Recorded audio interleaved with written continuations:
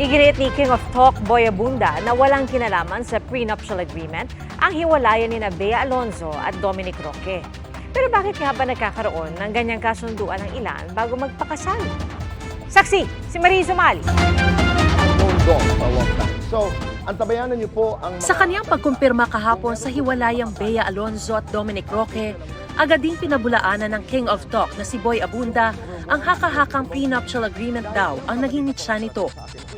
Ang nag-volunteer sa nanay ni Bea na okay ang prenup ay si Dominic.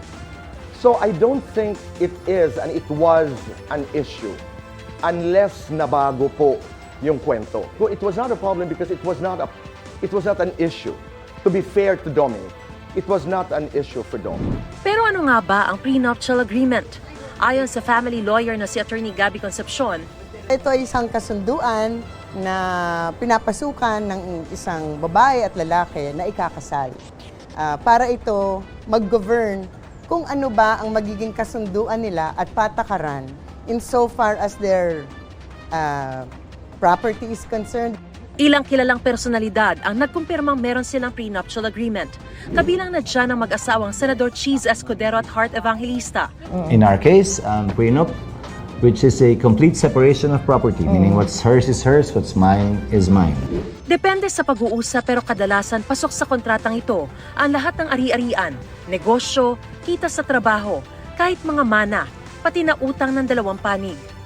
Pero bakit nga ba mahalaga ang may prenup? Kasi kung walang prenup, base sa family code, pag kinasal kayo, lahat ng property na ari-arian ninyo bago kayo ikasal, halos lahat ng property na i-earn mo ay magiging property nung mag-asawa. Kunwari ako, bago ako ikinasal at meron akong mana na 100 million, kung may mangyari sa amin at naghiwalay kami at magpapartihan kami ng property, yung 100 million na yon, 50 sa akin, 50 sa kanya. Which is why a lot of people don't like it. Nagkakaroon ng baka kaya ka pinakasalan kasi mayaman ka, siya hindi. Ang problema raw dito sa Pilipinas, hindi pa gaanong tanggap ng mga tao ang mga prenuptial agreement. Kasi nga naman daw, it takes the romance out of a marriage. Kung minsan naiinsulto yung mga partido, bakit akala mo ba pinapakasalan kita dahil mapera ka at ang habol ko lang ay pera mo?